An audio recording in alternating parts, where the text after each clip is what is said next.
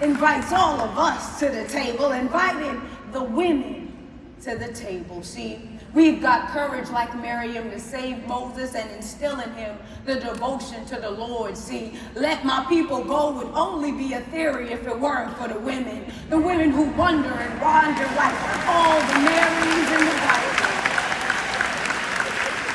Will you be like the Marys in the Bible, like Ruth and Naomi, called to a journey of togetherness as nomads of God's divine will until we find ourselves back at home with each other.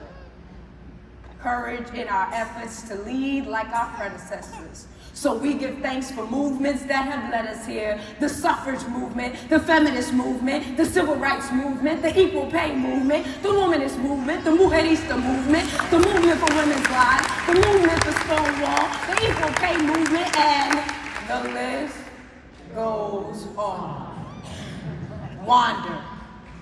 We will not be unfaithful to the calling that is upon us. Here is where we grow. Here is where we expand. And here is where we thrive. Wonder and wander. Here.